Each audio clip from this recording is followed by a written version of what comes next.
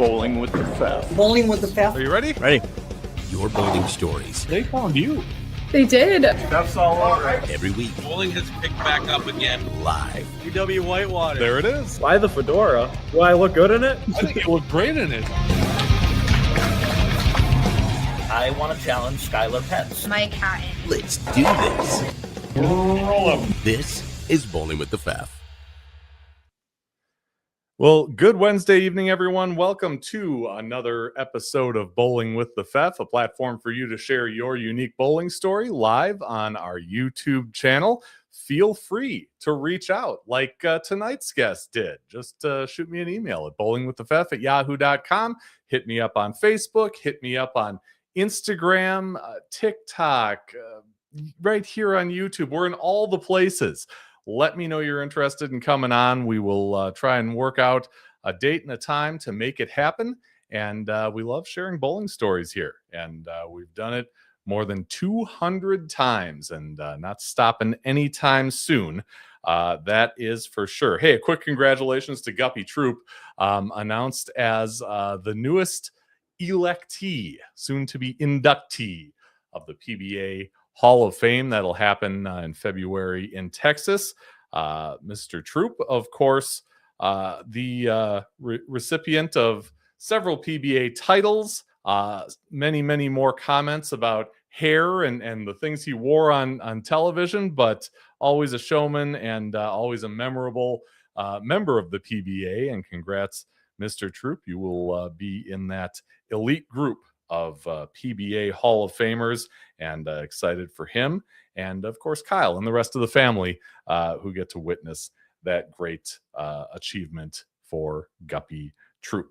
Well, speaking of the PBA, we now know who at least one of the on-air personalities will be on the CW network when it brings PBA Tour action to television across America and beyond coming up in 2026. On Monday, the PBA and the network announced that Rick Allen will be the play-by-play announcer for the tour. Allen released a video later in the day on Instagram saying he remembers watching bowlers on TV doing amazing things on weekends as a kid and then trying to throw strikes on the lanes himself with limited success. The PBA on CW starts with the PBA Players Championship on February 22nd and continues for a total of 10 consecutive Sundays at 3 in the afternoon, Wisconsin time. So, of course, we'll be watching that, and haven't heard yet who the color commentator will be. So a little mystery there, so stick around, and hopefully we'll find that out soon. And after that, CBS and CBS Sports Network take over the televised events on the tour, including parts of the PBA World Series of Bowling and PBA 50 World Series that will play out in the Twin Cities of Minnesota. The PBA announced last week that 3 centers in the Minneapolis area will host the 4 animal pattern events and the PBA 50 World Series. Late this afternoon, PBA Commissioner Tom Clark told me in a message exchange that the qualifying for the PBA events would be at Bolero Brooklyn Park. Qualifying for the PBA 50 events are at AMF Southtown in Bloomington, and all of the televised finals, PBA and PBA 50, will be at Bolero Lakeville. CBS Sports Network will cover the Animal Pattern Championships and all 4 PBA 50 World Series of Bowling Championships, including the PBA 50 World Championship on May 9th through the 12th. They're talking 5 hours of coverage each night, including a PBA Tour semifinal and championship round and a PBA 50 championship round each night. It's been 16 years now since the last time the PBA 50 was on television. Well, let's fire up another tournament live stream, shall we? Bowling with the Pfaff is proud to present coverage of the Saturday qualifying, semifinals, and finals of the 2026 St. Croix Trios Tournament at St. Croix Lanes in River Falls, Wisconsin. We will have the 1 p.m. and 4 p.m. qualifying shifts involving 3-person teams bowling a 12-game Baker system block. Semifinals after that, and the finals action will follow, all on the live stream. This is sponsored by St. Croix Pro Shop, Green Oasis, Chautauqua Lanes, and Falls Theater. You'll see it all right here, live on the channel. It's Saturday, January 17th, 2026. In messaging back and forth with tournament director Vince Tomley, it sounds like the field is almost set. He's just about full. If you had any interest in getting in there, getting a trios team in there, I'd say get in touch with him sooner rather than later. I'm not sure if there's a spot or even a waiting list at this point, but certainly get in touch with him now just to see. And if not, like I said, you can certainly check out all the action right here on the channel. Of course, we do have a merch store, etsy.com/shop/bowlingwiththefefco. You can find t-shirts and hoodies perfect for the holiday season. Of course, Jerry's Score More Pro Shop is a supporter of Bowling with the Fef. Score More Bowling Supply inside Wagner's Lanes in Eau Claire, Wisconsin, 715-559-1822, or online at jerry'sscoremoorbowlingsupply.com. Visionary Video Hub, your full-service video production house, plus live streaming, voiceover, and podcasting. Find out more at visionaryvideohub.com. And Chip Magnet Salsa. Man, what's a football Sunday without the good stuff? Chip Magnet Salsa. And if you go online, go to chipmagnetsalsa.com, order 6 jars of any flavor of salsa, and enter the promo code BWTF2025 at checkout. You get 25% off your order, a fantastic deal, and there's no limit. No limit. So stock up. You can also find Chip Magnet on Amazon. Just search for the Chip Magnet store and get your fill. Chip Magnet, raise your snack standards. And like I said, football's just that much better with Chip Magnet salsa in your fridge, next to the arm of your chair. Good stuff. So bowlers come and go. We have had our share throw around words like passion and commitment, all that good stuff on this show. Hardworking. You get the drift. But I want you to listen to Wartburg coach and PWBA competitor Alexis Runk talk about tonight's guest, Jace Goedel. Listen to this. Boy, I love the sport of bowling. I don't know anyone that practices as much as he does, puts as much of his heart into the sport. Sometimes a little too much. When I say that, I mean he's just so invested and he just gives it all, his all. And sometimes, taking a little step back, I think, is what we worked on together, the last 2 years. And having a little bit clearer of a head while competing really helped him a lot. Step back, she says. Step back. Usually, I've heard coaches saying, do more, get more into it, because that's the way to improve and get better. But for Mr. Jace Goedel, who's joining us live from St. Francis, wow. Heavily invested, bowling on the brain. Jace, welcome to Bowling with the Fef. Thank you. Glad to be here. Yeah. Tell us about that. What's, I can't imagine her 2 years, in Waverly. She had to convince that many people to kind of back off a little bit. What was that like for you to hear and then kind of work on with her and Brandon? Yeah. So bowling with them coming in, didn't know what to expect, but I wanted to give my all. New coaches, knowing their background with Anthony, Alexis, and Brandon. Andy and I are great guys, great group of coaches. But I do remember it was we just got done with tryouts, and I bowled the Twin Cities Masters or CBA early and tore up my finger. And I ended up showing up to practice the next few weeks, and it was double the size, couldn't fit in my finger into the ball, but I would still be there trying to practice when they're not looking, taking either a house ball or something with big fingers just to work on either spares or just form. And I bowled every day. I would show up early. I would stay late, an extra half hour asking, hey, what can I work on? I was bowling as many tournaments as I could, subbing in leagues. So I never really stopped bowling. And hearing that was kind of heartbreaking because I was like, who tells someone that loves it to slow down? But being able to do that kind of helped the mental game. I got fried out at a couple of tournaments, and but last year I was able to take a step back a little more, go hang out with people, not bowl as much. I'd still show up to practices, but not. I wouldn't stay too late. I wouldn't show up that early. If I did, it was for a one-on-one. And with classes, I never skipped those classes so that I could be there or any of that. So it kind of helped my bowling out a little bit just because of the fact that I wasn't bowling as much and I was able to stay healthy, and I was able to work on my mental game a lot more last season than the first season I got with them. So, yeah.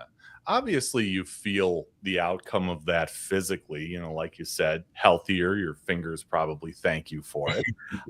But the part about the mental game, tell us what that feels like, and, maybe what the thought process is when you can kind of take a little mental break or mental day off to kind of put things, push them away for a little bit and then come back to them fresh. What's that like for you? Well, I know it was hard because when I felt like when I took a break, it was, oh, I'm going to forget my form. But because I bowl so much and the form just kind of comes natural. So taking a week off was fine. With the finger injury, I didn't practice a whole week before a tournament, showed up to a tournament, it was fine, and still averaged 200. But mental wise, it was a lot of like, nobody wants to bowl bad at a tournament. And I was really getting upset about a couple of spares. I never used to do that when I bowled MJs. And I felt like I was going away from that. So I kind of needed to find like myself again.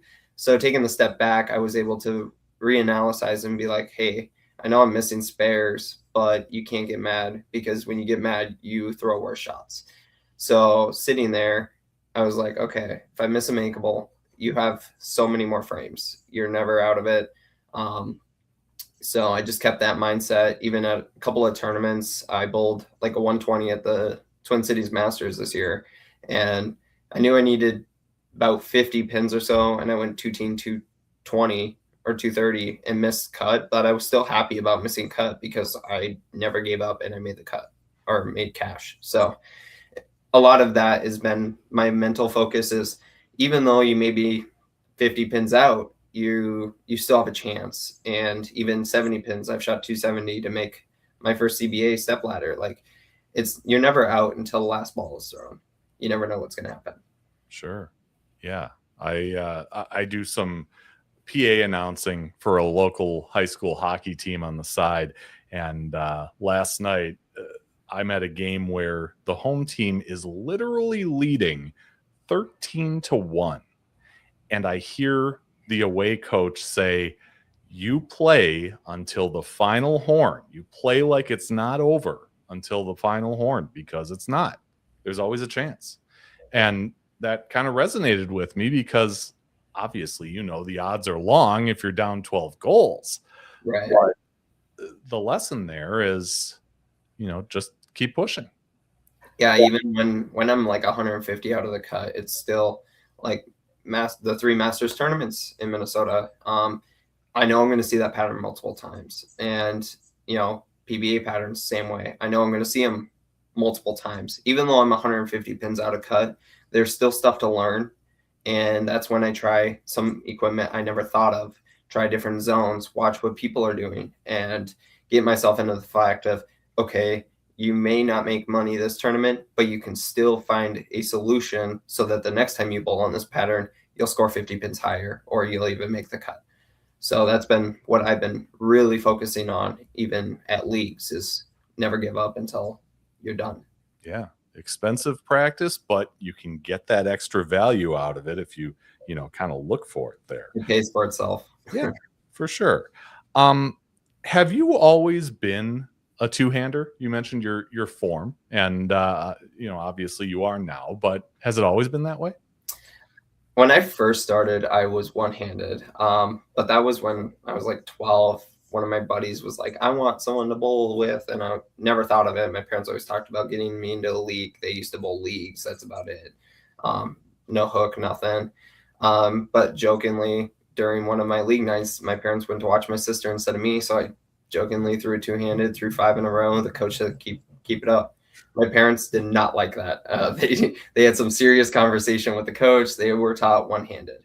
High school came around. I was bowling two-handed, and I was told I can't do that. One of my coaches wouldn't let me, and then I made a bet. If I score 50% or higher in my 2 Baker frames, I would get to bowl two-handed, and I threw 3 strikes.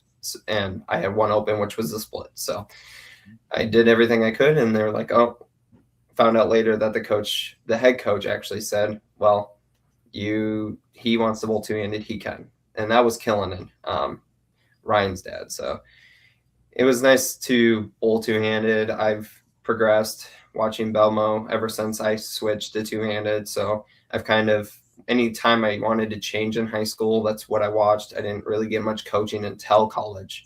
So a lot of my form was just basically watching Belmo throw the ball and see what I can do. And I still kind of do that, but my form is my form, and I know I'm not going to compare to anyone else. Yeah. Super interesting that you brought that up. So I've got some video from the Collegiate Club National Championships. I was there live streaming, and this probably isn't the best of you in that event, but there's something about your form that is very Belmo-esque or Belmo-like, especially in those first couple steps. Is that by design? Yeah, watching him constantly, I always saw he moved left early. So my first couple of steps are to move left to open up my hips. And that's what I've noticed is when I don't walk left, I tend to pull the ball, or I use my arms more. So when I take that little small step left, when I get deep especially, it's about opening my hips to make sure I can project the ball to the right. Yeah. That's funny that you can kind of pick that out without, saying, did Belmo have something to do with this? But you kind of notice those little nuances, and that's, what you pick up over time. And that's interesting that you kind of went through those people, those old school people that say, no, you shouldn't do that because Belmo said the same thing. No, he was told you shouldn't do that. That's wrong. It's not how people should do this. And he's gone through many phases of his career. I'm sure still now, although that's in the extreme minority now, kind of beating back that mindset of bowling two-handed is wrong, because just like you proved, the proof is in the pudding. And in the modern game, that's how you score. The goal is to hit 10 pins down that alley. I don't care how you do it. Right. It's going to go down. It's the same with bowling balls. I don't care what ball you throw. Whatever ball you're throwing, if it gets 10 down, that's all that matters. Yeah. You're not breaking the rules. You're not, doing anything unethical. You're just playing the game to the best of your ability. Period. Yeah. I'm into that. All right. Now, before the show, I had to, search low and high for somebody else with something to say about Wartburg, because I have no Wartburg ties. I never considered Wartburg, never went there. I've never visited the campus. Tell me about this. What's Outfly? What's your experience with Outfly? It's like Flunk Day, but it's more fun. They have a different theme all the time. Each year it's a different time. It's during the fall. Only the class president knows about it. So a lot of the students can find out through their friends, and a lot of the time it ends up with people drinking and all night and not going to class. There's no classes. All the homework's pushed back till the next class period. And then during the day, they wake you up with drums. You go ring the bell, have a breakfast for free, and do whatever you want. It's a skip day. You don't even have to do homework, nothing. So good. All right. And you're all 21 or over, right? Yes, always. Yeah, always. Right. Right. What was your most memorable experience with Outfly, would you say? It probably was there's so many. The first one, usually, a couple of the team decided to message me and say, "Hey, the varsity team especially wanted to go out." I did make varsity, but I felt like I was a loner in it because I was the only freshman on it, and I knew I was good enough for it, but I also didn't think I was. So they kind of brought me out. We all hung out, went out to lunch, and then we hung out and just chilled in the room, talked, played some video games, whatnot, just to kind of loosen me up a little bit. So that my first year is probably the one, just because it got me into the confidence of you're good enough to be on a team, regardless of if it was Wartburg or Mount Mercy. I know I can bowl, and I showed it and I proved it. Yeah, for sure. All right. You kind of mentioned, about your parents kind of trying to dissuade you from two-handed bowling and all that stuff. Were they the primary influence for you to get started in this sport? No, it would be my friend Devin. He was in high school. He's in the military. I haven't talked to him in years. But he's the one. He bowled for Elk River High School. He got me into it. High school wise, I got into it just because the coach said, "Oh, we need bowlers." I didn't plan on it. I used to play baseball. So I just continued playing baseball. I bowled in the fall. My shoulder got tore up because of it. I played center field, so threw out my arm. Bowling was healthier, the chiropractor said. So I stuck with bowling. Had no plans of it. Got to my high school year, won MOP. And then Joe Squires actually reached out to me, and he was the only college coach that actually reached out to me and said, "I want you on my team." So I went and toured, and that's where I ended up, was Wartburg, because of that. Wow. So you didn't even get started bowling seriously until you're what?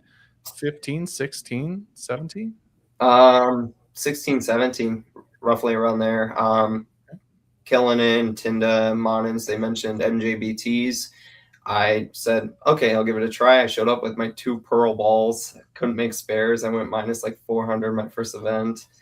And now it's like I can barely go minus 100 at some events. So it's crazy to see the progress that I made. And back then it seemed to score a lot easier. It seemed like if you went plus like 8, you weren't making cut. Nowadays, you go plus 8, you seem to make cut by a mile. So it's crazy to see that the scores are like that, though. Yeah. I messaged Darren, and I'll preface this by saying I messaged him like very late, and this was like late this afternoon. I should have messaged him sooner. And I asked him if you bowled MJBTs and how you did in them. And he said, I think his highest finish was 2nd November 2021. Fingers crossed that is correct. Was he right? Was that your highest? Yes. I lost to Brandon Cryer. I whiffed a 10 pin.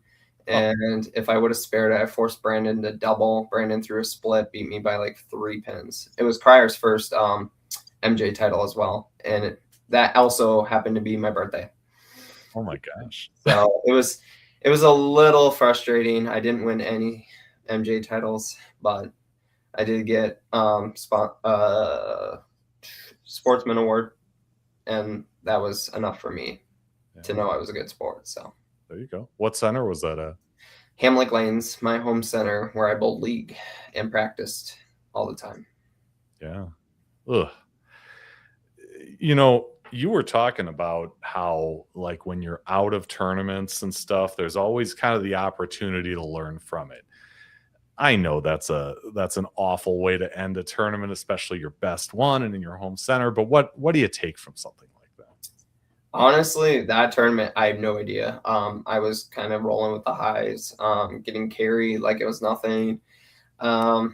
I honestly don't remember it much. I've had so many good tournaments in the past that I feel like I bowled way better. I used to come around the side of the ball. Now I'm under it. I have more of a professional release, I would call it.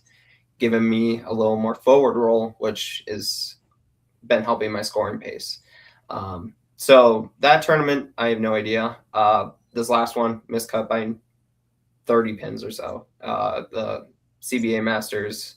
And that one is one where I learned, I wasn't fully healthy. I was dealing with a neck issue. I hurt my neck on Monday, barely could throw the ball Thursday, and I was healthy enough to bowl. And even with me being at like 80%, I was still 31st. But looking at it, I was looking and saying, okay, my shot execution wasn't great. So this whole week, next week of league, that's all I'm working on is shot execution, trying some new balls that I just drilled up, phase 2 pearl, just trying to see what each ball is going to do now. And so when I get to the Minnesota Masters, I'll be ready to go and hopefully making cut. Okay, for sure. I've had people come on here, ranging from league bowlers to the best in the world. You know that. And I can, really vividly remember, Matt McNeil coming on saying, man, I can remember just getting my clock cleaned in MJBTs, but having that resource, having those tournaments here to learn how to survive and learn how to win in those things just did so much to make me a better player. Did you see that in yourself as you bowled those? The MJs kind of, when I got my last 2 years of college, I definitely did. Seeing my performance from one junior gold to another, I walked circles around myself. And that was from 1 year of college coaching. And that was just mainly fixing the form. And going in between that, I wasn't making cuts. Obviously, there were really good bowlers, Max Roars, Monins, Tinda. So it was really hard field, but then you had Zach Andreessen coming in and Bryce Keekle, all these now college kids, also really good bowlers. And so it never seemed to soften up, but because I got the college coaching I needed to get my form where it should be, my spare shooting got way better. I was starting to see improvement, and having those kind of prepare me for some college tournaments to make all tournament teams. And now it seems like the CBAs, I know spares matter a lot more, but so does striking. And being at the CBAs, I'm able to, hang out with, Stearns at the top of the leaderboard, Matt Payne, some of these great bowlers who've been bowling way longer than I have. And I seem to be keeping pace with them, making cuts. I think I missed my first cut in 6 months. I haven't missed a cut since July until this last weekend. Wow. So being able to have that confidence, even going down to Iowa and bowl the Greater Iowas, I've never cashed at the Fall Classic. I made my first cash at the Fall Classic. So constantly using the CBAs as those practices is a great experience. Yeah. You've mentioned confidence a couple times, and, having it when you've needed it, learning, to be confident and taking that with you, to these events that you bowl in. What does that feel like to get it? And how do you know, tell me about the difference between not having it at an event and knowing that you're coming in with it. A lot of it's like preparation. In college, it was we'd get the pattern early and I was bowling really good, I'd be really confident going into a tournament weekend. For CBAs, it's just a matter of like league bowling. Am I making spares? Yes, cool. Am I throwing it good? And am I staying under it, being consistent? And when I do that, I don't know the feeling. It's more like I walk in now knowing I have a chance to win instead of 2 years ago. Even last year, walking into a CBA, it was, okay, let me pray I make cut. Now it's, okay, I'm going to make cut. Let's go for the win. And that's all a resort of just my technique, making sure I'm fluent and making my spares, which have not slacked recently. If I miss one, it's a rare occurrence that I miss a spare. Knowing I throw straight at everything, plastic, left side, right side, everything. The only one I will not is hooking the ball a little bit at the 2.8. And I'm not very confident at the 2.8, but I make them very, very consistently. Yeah. And I was going to say, you've got reason to. You got to get the 8 out from behind the 2. Okay. You talked about Coach Squires. You said he was basically the only one that came calling. You ended up at Wartburg, of course, but what did it take, to convince you that that was the place? Was it a place that had what you needed academically? Was it a situation where you needed some convincing to end up there? Or was it a slam dunk because everything kind of worked out the way it should?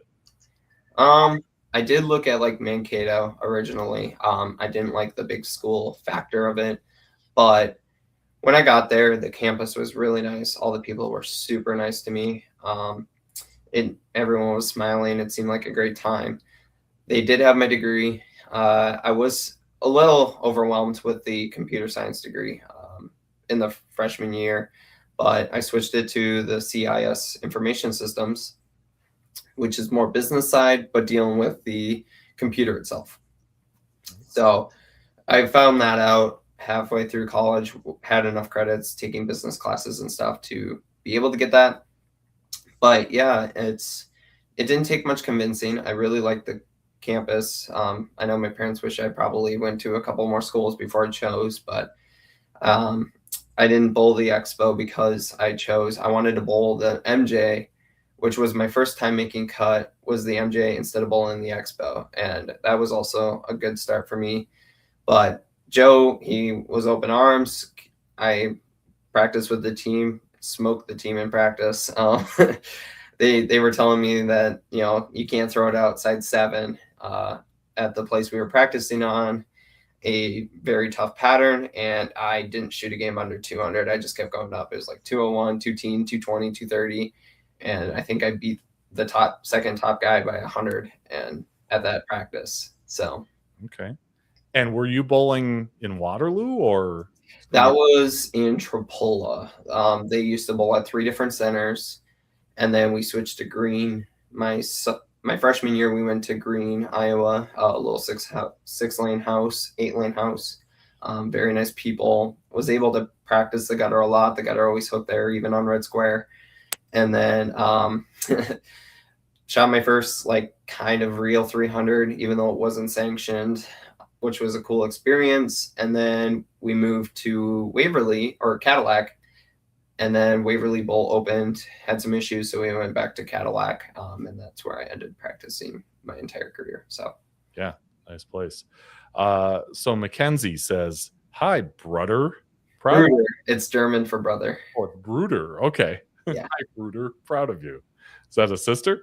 Yes, that is my only sister. Okay. Likes to say proud of you at everything. If I'm on a talk show or if I'm posted on Facebook or anything, that's what she says. So, okay. All right. Well, that's better than the alternative. Is she a bowler too? Nope. No. She is so bad at bowling. She can't even score 100 most times. So gotta coach her up a little bit. Oh no, I don't coach. No? I don't coach her, at least. I would love to coach, but okay. I got a career, so there you go. All right. So tell me about Coach Squires. What was he like to to kind of be around and at tournaments and practices and things like that? Practices, he was pretty calm. He did focus on a lot of the key players, especially before tournaments, but he was always willing to help. He was a good, we called him a therapist, because if we were having issues, we were able to go to him and say, hey, this is what's going on, and he'd help out, walk you through. Brandon Alexis did the same thing to me, and everyone else. So seeing my sister's comments down there, but yeah, Joe, he was such a good guy. It was a nice time to be able to practice for him and bowl for him, making our college's first sectionals with him, and being a key role for if we needed something. I knew I was going to end up being put in the spot to clutch up, and Joe always had his faith in me, and from the start, and he had his faith in every bowler that we bowled with. So yeah, Good to hear. Yeah, she says, hell no, shut up, don't help me like that. I'm a fine arts kid. Okay, all right. Yeah, she's a band teacher. So Sorry, I even suggested it. For everybody, but whatever. You do you, Mackenzie. We're proud of you too. We're proud of you too. Alexis told me when she and Brandon came in, this was about 2 years ago, 2 years into your time at Wartburg. That can be kind of intimidating for people, no matter if it's a regular Joe or if it's two, touring pros like these two. But she said you were good. You soaked everything up like a sponge. There was respect going both ways. What was that like on your side of it? yeah, I know we had our fair share of butting heads at tournaments. I will not lie, there have been times, but I always found a way to talk to them, and we were always on the same page, even when we were arguing about a certain issue that I have created, or if something happened. We were always on the same page, Brandon, Alexis, and I. I was constantly in their office being like, okay, this is what we're bowling on this weekend. How can I take advantage? I want this. And that's how my mindset was with them. And yes, I did know they were coming in as pros. The team interviewed Alexis. Some of us showed up, and I know I asked a lot of the questions of how's practice structured, everything, and I soaked that up, and I was able to kind of prepare more for the next year. And a lot of it was, I know they were practicing with us, Brandon especially, before he went on tour, and I constantly wanted to beat Brandon so bad. Every tournament or every practice, I would try and be like, hey, let's go 1v1. And a lot of it, the last year of practices, that's how it was, is I wanted to prepare for those 1v1s. I was struggling in match plays, and that's what I wanted to work on. So I went a best of 7 against Brandon a lot, and he smoked me a lot. Okay.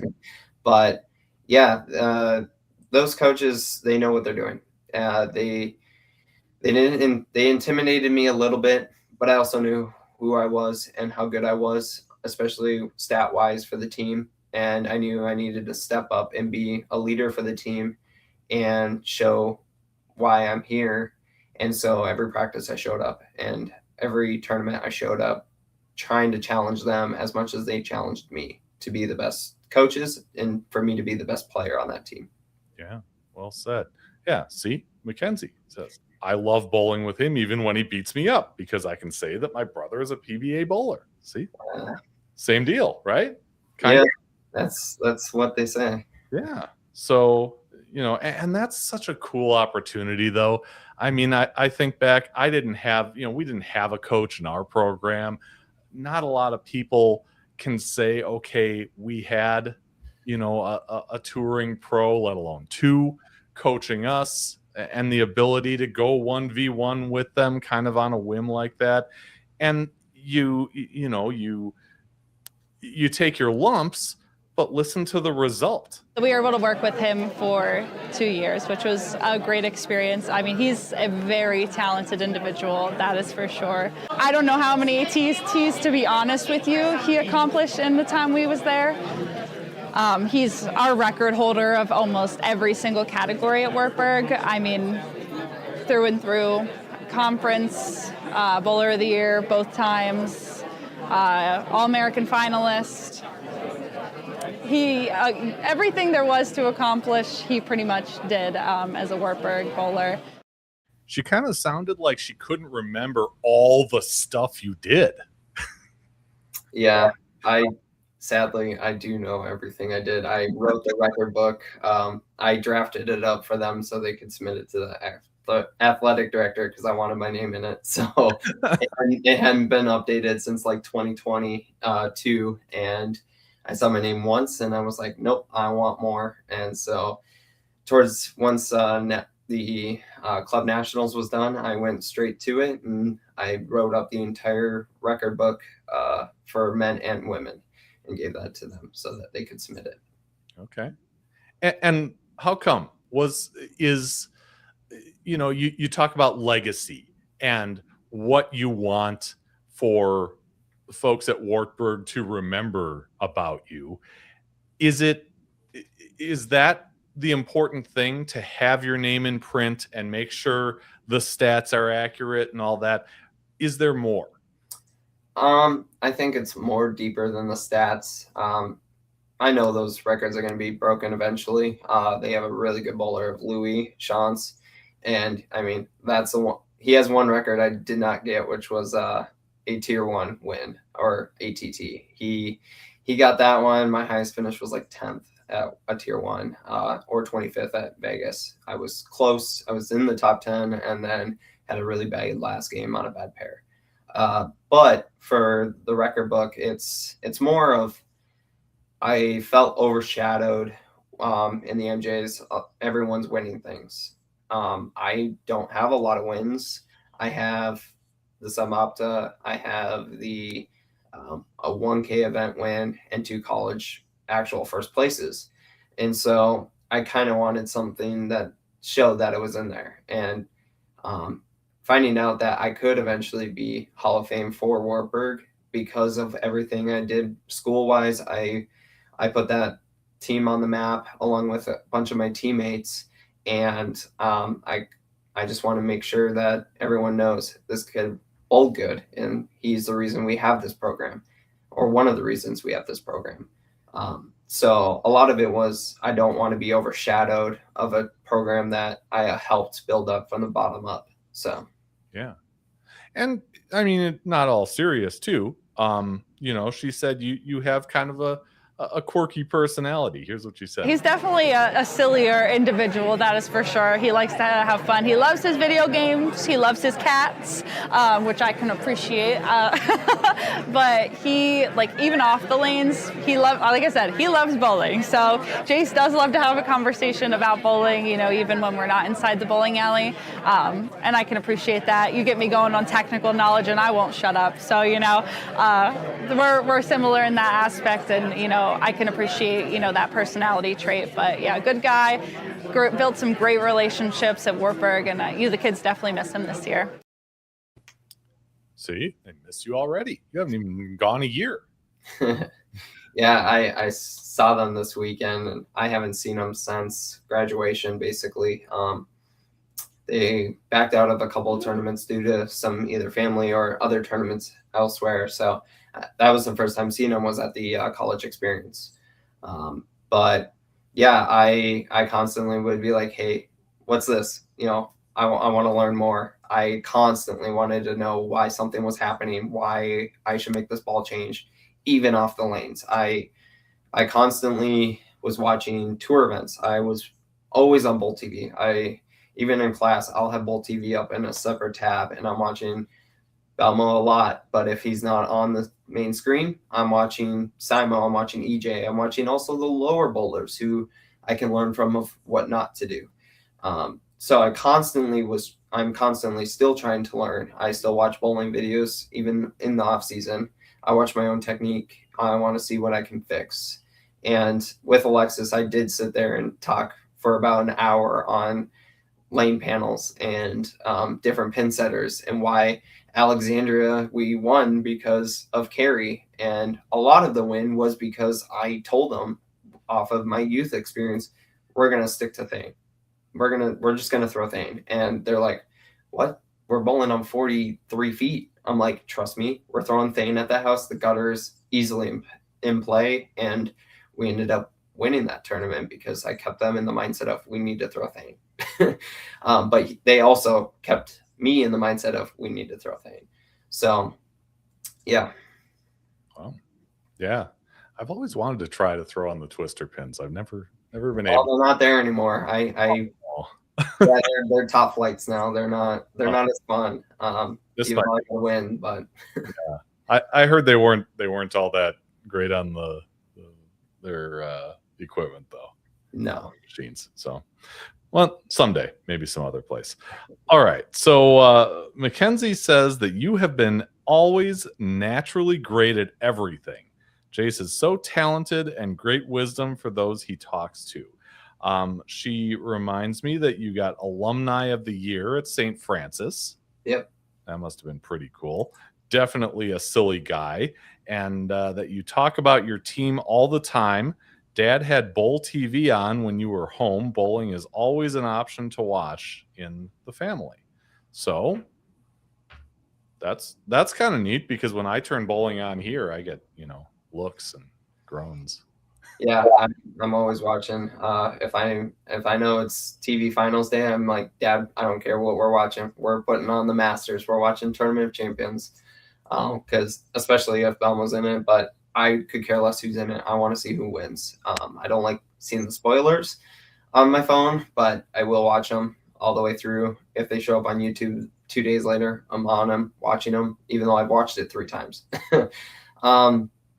But yeah, Alumni of the Year, didn't know that was the thing. Silly guy. Yeah, I constantly am making jokes, league, everything.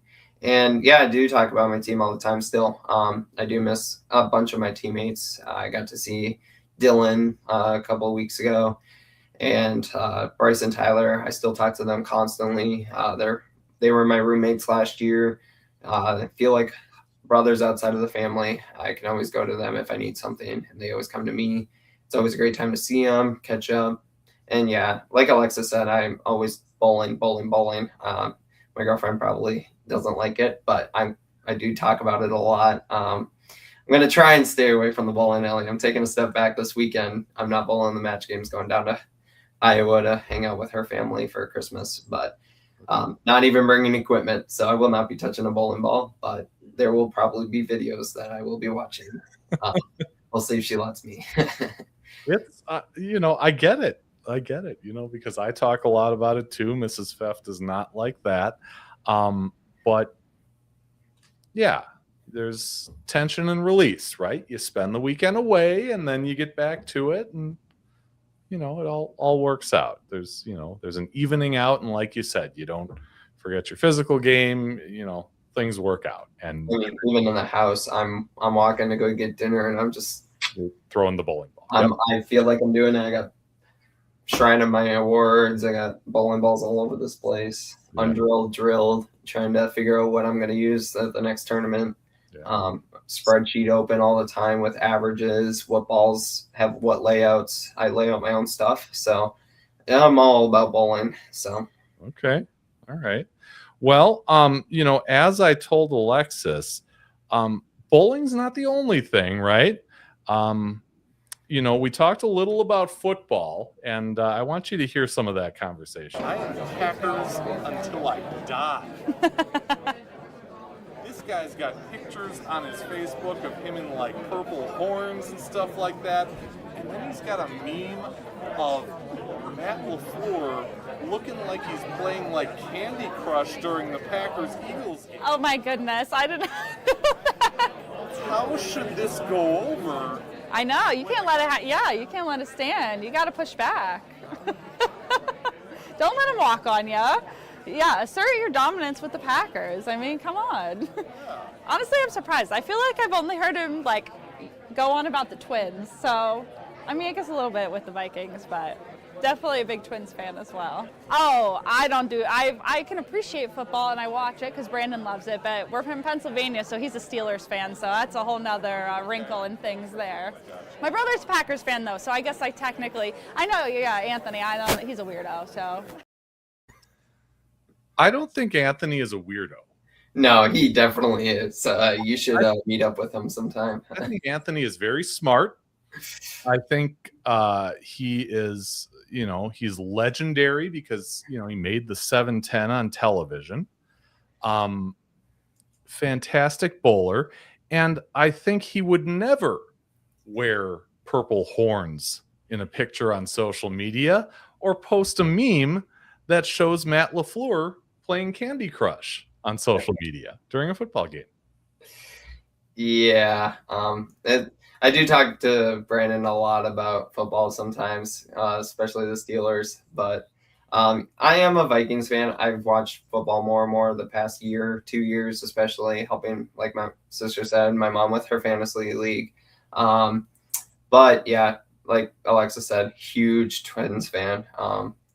But the Wild, so, got two really good one good team, and then the rest we'll be quiet about. We're in rebuilds on those other teams, so we're good with the Twins. I was not a fan until they moved. The Brewers moved into the National League. Now I'm good with them. wow. So we're okay there. But yeah, the Vikings thing. I get it. Do you throw a Viking? Did you buy a Roto Grip Viking? I did not. As much as I love that brand, I have not bought one yet. Is it because that come January, Vikings are typically free? Yeah, that ball's not going to sit in my bag all January, all February. It's in its off season until September hits. No, I didn't even buy it just because I have an identity. I was slowly transitioning from the Brunswick side. We were sponsored by Brunswick over Wartburg. I still threw Storm stuff, but now I'm slowly moving back into Storm stuff. I've been having a lot of success with them. So just going to keep rolling with it. But I throw both brands as much as I can. I'm not on contract, so there's no point in me not choosing any of those balls. So, all right. And you were telling me, oh, okay. Oh, I'm sorry. I'm missing. Man, Mackenzie is great here with the chat.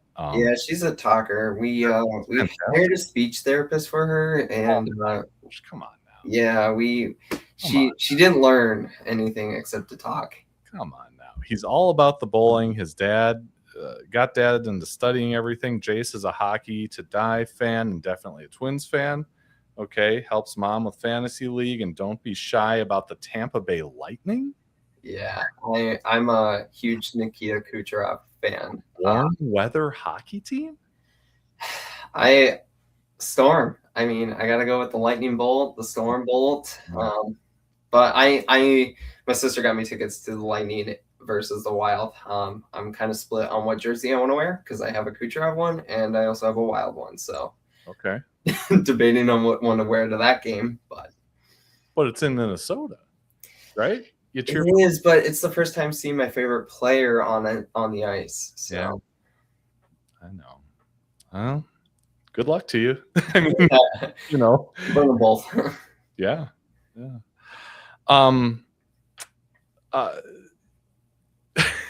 lost my train of thought on that. I'm thinking warm weather hockey team.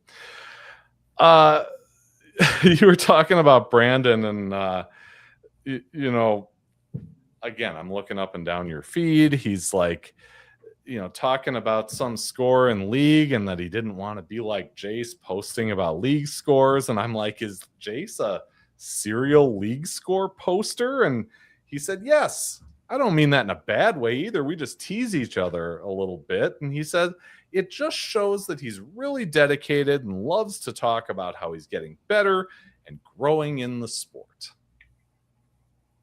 Yeah, that's a great friend of mine. Glad to call him my friend. On and off the lanes. Every time we bowl against each other, it's always fun. We bowl sweepers at Blanebrook every Wednesday in the summer. And every match, I swear, it's the funniest thing ever. We're constantly joking at each other. If we trip a 4-pin in front of each other, him a 6-pin, it's always slapping things out. We do have our sour points sometimes when we lose to luck. But I do know a lot of it is he cares as much as I do about the sport. And but he has helped me a ton in the past, and I've helped him a ton in the past. And just great to have him on my corner. Went through a lot of hard times, and he was one of those people that stood around and helped me through those hard times. So yeah, I do post scores. A lot of it is, clean series, big scores. Had to show off my 850 that I shot, but a lot of it's just trying to put myself out there. I'm on Lane Talk Ambassador, so I try to post my stats from Lane Talk all the time. Haven't signed a new contract for Bolify yet. Still hoping I get one of those contracts in the next week or so. And then just trying to, show off for the company's Storm, Rotogrip, all of them to say, hey, I post a lot. I'm putting myself out there. And I have a lot of people that are like, oh, what ball did you use? And I have it in the post, and they're like, how do you like this? How do you like that? And I'm like, I like it. And then I sit in pro shops and people are like, oh, I'm looking for this ball, or the pro shop operator's busy. I'm like, hey, how can I help? Like, what are you looking for? And I point out, whatever ball. I get to see a lot of bowling balls go down the lane. I get to throw a lot of bowling balls down the lane. I do know very well what ball does what. And I have thought about going into a pro shop to help selling bowling balls, help grow the sport. Just time doesn't match around. I don't want to work in a pro shop for one day. I'd love to do it for 5, but I also need a career to help pay for my college off and everything. So yeah, it's tough. There's only so many hours in a day, and yeah, it's it's great if you can do it, if you're if your time works out that way. But you're right, you don't just want to dip your toe in, you want to do it for the right reasons too. All right, Mackenzie says, our friends and family love seeing his posts. We know where he is and how he's doing, so you've got that benefit from it too. Yeah, my family is big supporters. My grandpa shows up to a lot of tournaments. He's driven me down to a couple of regional tournaments down in Missouri. Always a great time. He's always trying to help me out, trying to help me grow. Went to Nebraska, went to Missouri, Iowa. He's always finding a way to help me, and he'll show up to my tournaments, CBAs especially. He's probably one of my biggest supporters. I'm his only grandson, so when I played baseball, he was always there. Once I switched out of it to bowling, he still stayed around. But when we're around each other, we're still talking about baseball more than we are about bowling. That's the one thing that people can get me away from, is if I'm with my grandpa, it's usually talking about the Twins or, hey, did you see this trade? But my parents, they're busy people. My dad doing IT work, my mom's running an ambassador program, so they can't always be at the tournaments. So having someone there still in my corner is nice to have. But my mom loves watching me bowl. We have friends who know I bowl and like seeing my post. Anytime I see them, they're like, hey, I see your post, you're doing really well. Like, that's crazy good that you're that good. And wow, you shot 300. Like, that's cool. I've never seen anyone do that. So I post regardless of the series. Most of the time I post regardless of the series, unless I'm having like a slump of leagues. I still post a couple just off of like, hey, I'm working on fittings or something. But most of the time, yeah, I'm posting just so that I get exposure to companies, and then also my friends and family can keep up. And regardless of how I finish out a tournament, I'm always posting after that tournament. College, sweeper, don't matter, because if I lose a tournament, I lose one. If I win one, obviously I'm going to post about it. But you got to show the highs, you got to show the lows. I'm human. I'm not going to bowl first place every time. Yeah. No, that's good. Good stuff. I like this. Just helping keep the conversation going for you, Mr. Pfeffer. You don't have to call me Mr.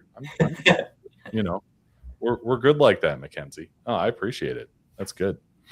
All right. So what comes next? I mean, obviously you had talked to me about this beforehand, but the first question I was going to ask you was, the PBA World Series of Bowling is coming to your hometown. Are you gonna bowl? Yeah, I think I'm going to end up having to go to Brooklyn Park a few times. I bowled in that Bolero once. I had a really good tournament in high school there that they had like a preseason tournament or something. It was really fun. But yeah, I was supposed to go to Nationals May 6th, and I said, I want to go. But then I was saw this, and I was like, yes, I can bowl both. And then I looked at the dates, and I was like, oh my gosh, my team screwed me over because they switched our date. But I told them I'm going to cancel on Nationals. I'm trying to find a team, if anyone knows one, to kind of take me in. But I'm going to bowl the World Series PTQ, at least if they have one. Just because it's so close. The money is more worth me bowling the World Series than it is to go out to Reno right now. Especially with it being in Minnesota, I don't have to pay for a hotel or flight.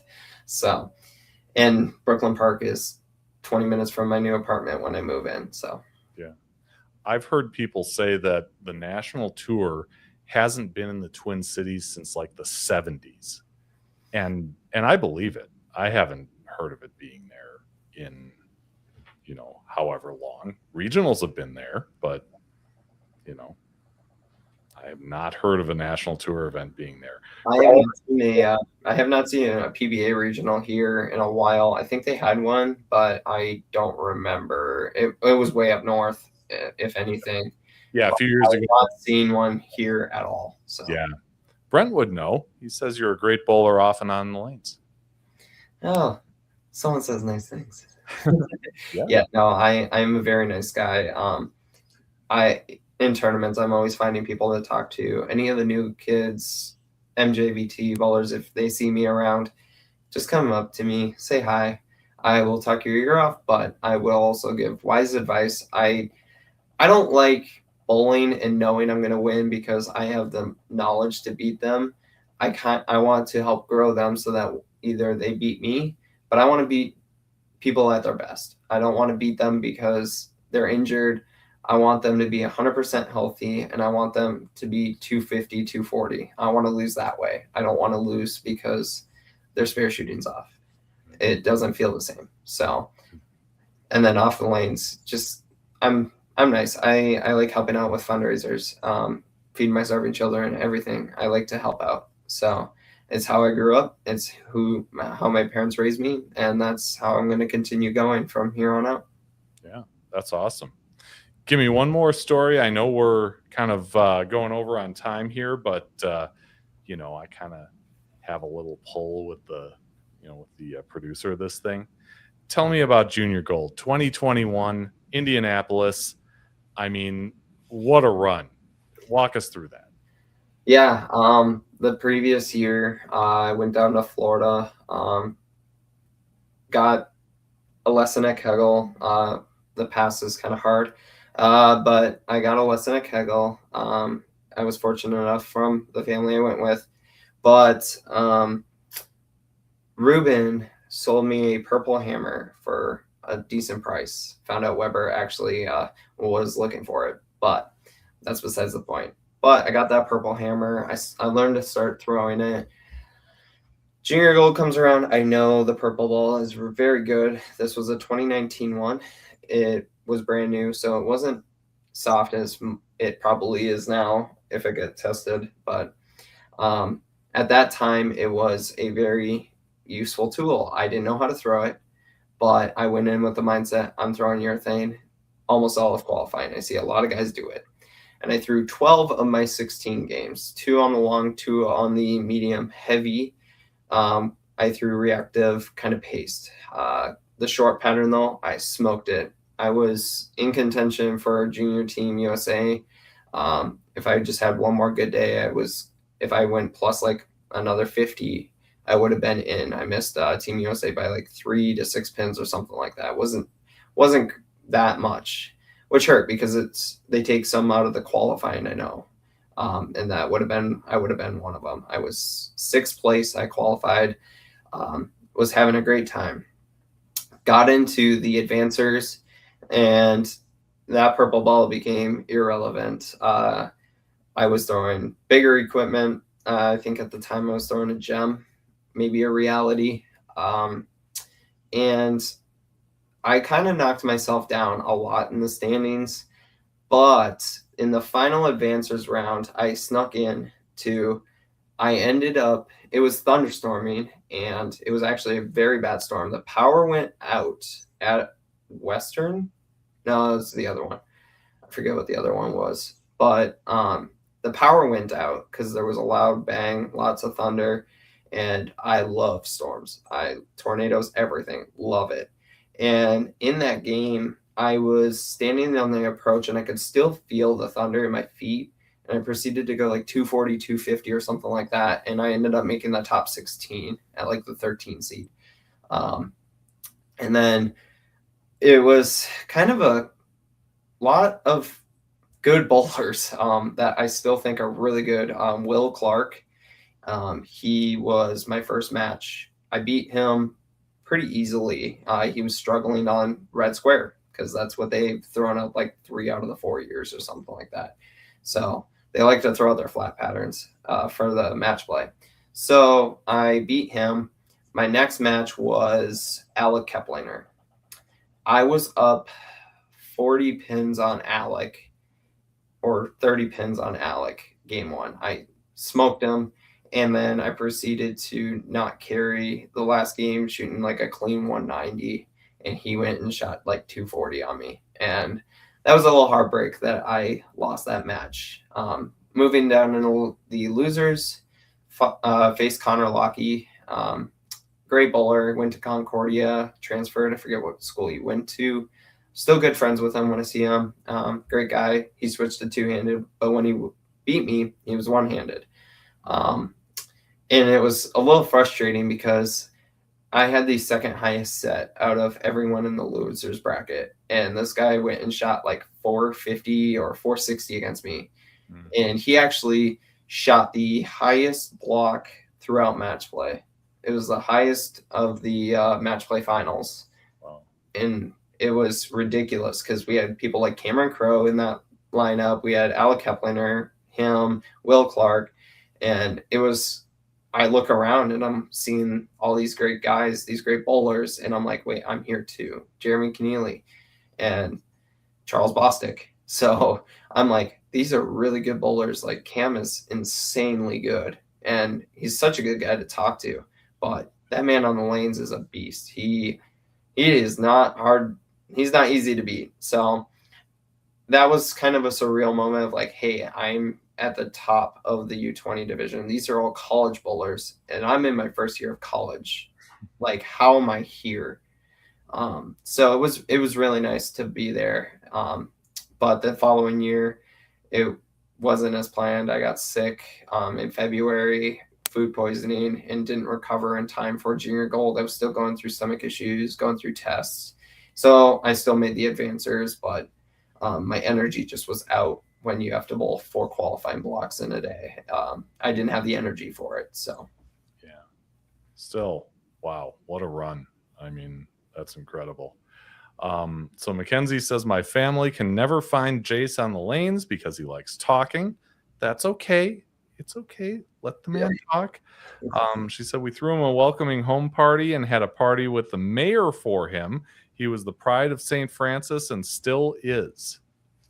Yeah, we have really good connections with our mayor. My mom runs the ambassador program here for beauty pageant stuff.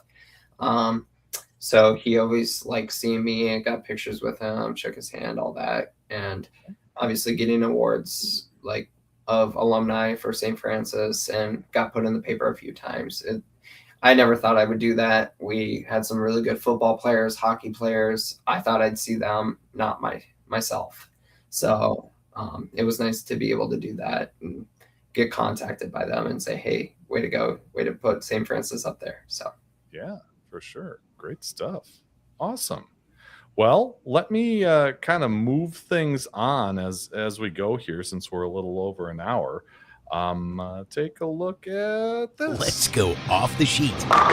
Challenge a bowler to appear on a future episode. I would like to challenge Will Madison. I would say Diana Zavulova. The better Russo, Lauren Russo. We're looking for anyone who has a passion for the sport and a unique story to tell.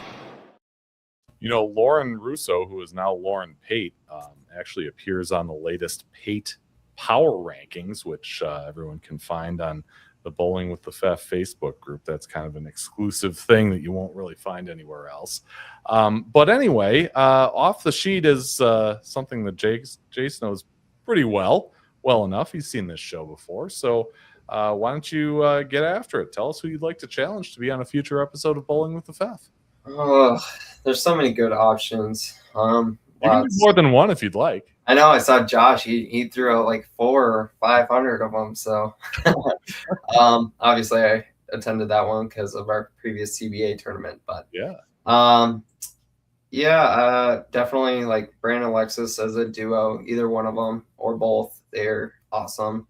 Brandon Cryer, great friend of mine. Love to see him on here. And maybe someone like Brady Gustafson, someone who's kind of flown under the radar, but very sneaky good. So, yeah, No, I've had a chance to cross with Brady at a sweeper here in town. He is really good. Yeah, he's a fantastic player. He beat me at a sweeper, so I was kind of upset about it, but he's still a great bowler, good buddy. So I would not mind losing to him. He's a good player.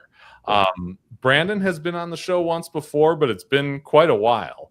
That was kind of a lucky break for me because it was like a day or two after he won his first CBA. So it's been some time, and I would love to have him back on. And of course, Brandon and Alexis would be great, together or separate. They've got lots to talk about, I'm sure. I reminded her about the oysters at South Point. Yep, they're right now. College, I missed the trip out there, but yeah, for those two, it's kind of seeing how their college and balance life of pro and college bowling. Brandon, I know probably last time he's been on here, he's a whole different person. So it would be nice to see him as his newer version of himself, a lot more level-headed. His mental game's a lot better. His physical game's incredible, but he's got great knowledge. And then, yeah, Brady he's sneaky good. I've crossed with him a lot at tournaments, and it's always fun to watch him bowl. So yeah, hit a nice putt on the at the Golfing Bowl. I did see that. That man's a golfer. I am not. That's why I did not show up. So yeah, hey, and there we go. Good job, Bruder. Proud of you. Bye. Yeah. Surprised he's not doing schoolwork or something. Yeah, gotta do some schoolwork. Get that work done, Mackenzie. Well, thank you, Jace. I really appreciate you reaching out, and it's always a pleasure talking with you, especially on this platform. But continued success to you, and best of luck in whatever you shoot next, and especially in the World Series. We'll be cheering for you. Yeah, thank you for having me. I see these all the time and always wanted to be an episode, so figured I'd give my shot. So awesome. Kind of mad that Josh didn't shout me out. So there's a lot of people. So there's a lot of people. Yeah, when you win like he did, H-Nong, what a guy. What a guy. All right, thank you. You have a wonderful night. Thanks. You too, everybody else. Thanks for tuning in. We will see you next week. We'll have another show on Monday night, 7 o'clock. Jack Dyceland will be our next guest. I had his picture queued up. There he is. You might recognize him from our coverage of the PBA All-Star Weekend this past spring. He's going to tell us the latest on his junior career as he comes back on December 22nd, 7 p.m. Central. Be sure and be here. Check it out live or on replay. Until then, have a great night. We'll see you next time. Thank you for watching Bowling with the Fev. Pound the like button and subscribe button. It's the easiest way to support the channel, and it's free. Bowling with the Fev is brought to you by Chip Magnet. Raise your snack standards. Jerry's Score More Bowling Supply inside Wagner's Lane. So Eau Claire, Wisconsin area's leader in bowling products and services since 1988. And Visionary Video Hub. Video with impact. Email bowlingwiththefef@yahoo.com with questions or to appear on the show. You can also reach out on your favorite social media platform.